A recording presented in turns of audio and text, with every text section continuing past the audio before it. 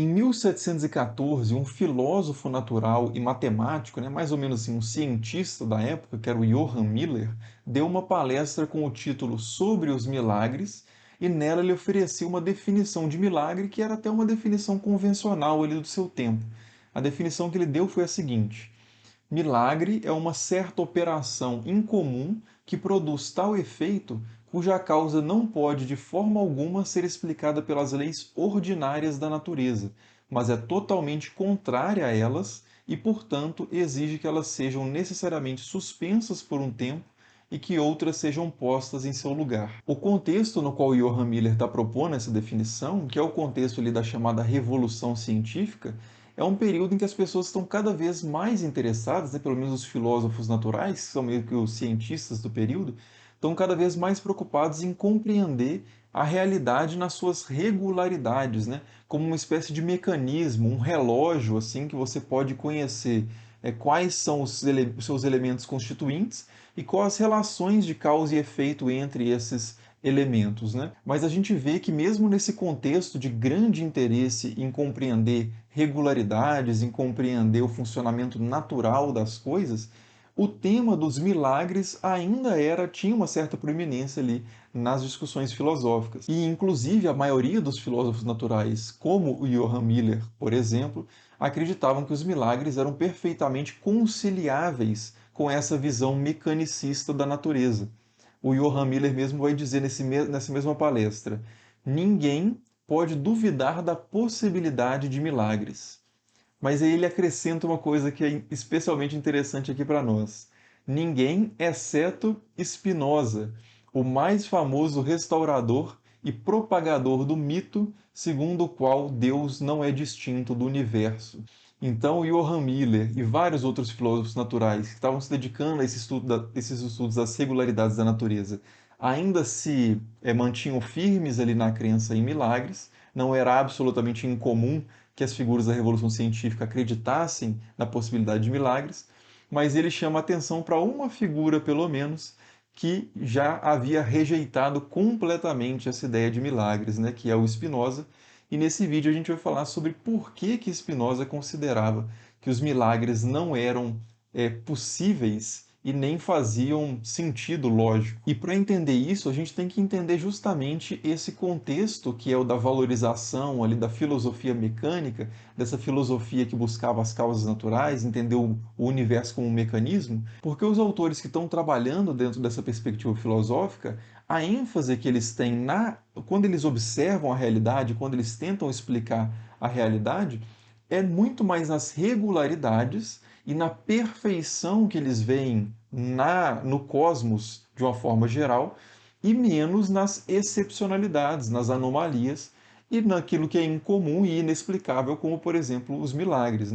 Então, por mais que várias figuras desse contexto, Galileu, Newton, Christian Huygens, Leibniz, por mais que essas figuras, Descartes, por mais que essas figuras considerem que milagres são possíveis, não são os milagres que elas estudam aquilo que é regular. E, inclusive, há até um sentimento religioso nesse estudo, porque eles veem nessa expressão de perfeição, assim, de complexidade do mecanismo do mundo, o mundo entendido ali como uma espécie de relógio, só que muito mais sofisticado, muito mais complexo, muito mais intricado, eles entendem que tudo isso apontaria para um criador, para um planejador desse mecanismo que é a realidade, muito inteligente, sábio, bondoso, etc. Então o Descartes vai escrever isso, que o estudo das regularidades da natureza aponta para um regulador. Newton também vai fazer declarações semelhantes, inclusive no Princípio Matemática, que é o seu texto mais famoso. Então, por mais que essas figuras acreditassem na possibilidade de milagres,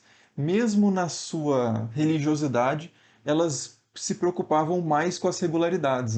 Deus é mais louvado, digamos assim, pela excelência, pela perfeição, pela harmonia das leis da natureza, do que pelas vezes em que essa lei da natureza é quebrada, numa ocasião ali providencial de intervenção divina. E até esse ponto, o Spinoza até concordava com essas figuras. O Spinoza também dizia que é muito mais fácil, muito mais adequado, inclusive, buscar conhecer a Deus estudando aquilo que é regular e que, portanto, é estudável, né, de forma mais consistente, do que aquilo que é irregular, que é incompreensível. Porque se você depende daquilo que é incompreensível para dizer algo sobre Deus, então você vai ficar permanentemente na incompreensão, né? Só que o Spinoza ele se distancia de outras figuras ali como Newton e o Leibniz, né, que tinham essa ideia de um Deus relojoeiro, de certa forma, esse Deus projetista, Deus arquiteto, etc. Porque para ele, Deus não havia construído a natureza. Deus era a natureza. E, consequentemente, essa ideia de louvar ali um projetista por ter tomado as decisões mais sábias, mais corretas, mais engenhosas ao criar o seu mecanismo, não fazia sentido para Spinoza, porque a natureza era a expressão necessária do que Deus era. Não havia outra possibilidade. Então a ideia geral ali de que existe um Deus que cria outra coisa, que é a natureza, com certas características e regras, e de vez em quando intervém nessa coisa de forma providencial, não cabe no esquema metafísico barra teológico de Spinoza, né? Não são duas forças que estão em ação, às vezes as forças da natureza, às vezes a força de Deus intervindo sobre a natureza. Só há uma força, né? O Spinoza vai escrever inclusive o seguinte a esse respeito: se alguém sustentasse que Deus realiza algum ato contrário às leis da natureza, teria ao mesmo tempo que sustentar que Deus age contra sua própria natureza, e nada poderia ser mais absurdo. Então, ao fazer essa equivalência entre Deus e natureza, a ideia de uma intervenção de Deus sobre a natureza perde completamente o sentido, né? E aí a pergunta que fica é, beleza, então como é que Spinoza definia milagres? O que, que era milagre para Spinoza? E aí ele traz essa definição, que é a definição que gerou tanta perturbação assim no Johann Miller, por exemplo, e em vários outros filósofos e teólogos do seu tempo, que é o seguinte: a palavra milagre só pode ser entendida em relação às crenças dos homens e significa simplesmente um evento cuja causa natural nós, ou pelo menos o escritor ou narrador do milagre, não podemos explicar por comparação com qualquer outro evento normal. Ou seja, nada é em si um milagre, nada é absolutamente um milagre. Algo só é um milagre enquanto não pode ser explicado. A ideia de milagre, ela depende da ignorância da pessoa que observa aquele fenômeno em relação às causas reais e naturais do fenômeno. Então, por exemplo, quando alguém observa um arco-íris e não entende que aquele fenômeno é resultado de refração e reflexão ali da luz em gotículas de água, aquela pessoa vai se questionar, bom, como que isso apareceu? Né? Vai se maravilhar diante daquilo por não compreender. E ao não compreender, geralmente surge alguma tentativa de explicação que desconsidera as causas naturais, como por exemplo a explicação de que alguém fez aquilo, alguém colocou aquilo no céu. E aí já entra um elemento aí meio antropomórfico, né, de projetar vontades na natureza, né, projetar vontades em Deus. Então o arco-íris deixa de ser o resultado necessário de certas condições ali atmosféricas, climáticas, físicas, naturais, e passa a ser o resultado de uma decisão voluntária, né, pessoal de alguma entidade. E apenas para essa pessoa que não compreende o que o arco-íris de fato é que o arco-íris vai ser um milagre, né? Ou seja, o ato em si, o fenômeno em si, não é um milagre. Ele só é um milagre em relação à crença daquele que o observa. É curioso que essa definição de milagre do Spinoza dialoga com a definição de milagre de Tomás de Aquino, que na Suma contra os Gentios, no capítulo 101, também faz uma definição de milagres que começa a ir nesse sentido de Spinoza, dizendo que para algumas pessoas certas coisas são milagres porque elas não entendem, e para outras não, porque elas compreendem as causas. Mas o Tomás de Aquino vai dizer: há certos fenômenos que são completamente incognoscíveis, são completamente inexplicáveis para qualquer pessoa, não para uma ou para outra, mas para todas. E é esse evento que é propriamente chamado de milagre. Eu vou até colocar a definição aí na tela, vocês podem dar uma pausa porque ela é bem interessante e ler aí por conta própria. O único ponto em que Spinoza discorda de Tomás de Aquino nessa definição, e é um ponto importantíssimo, é que para o Spinoza não existe esse fenômeno que é totalmente incognoscível.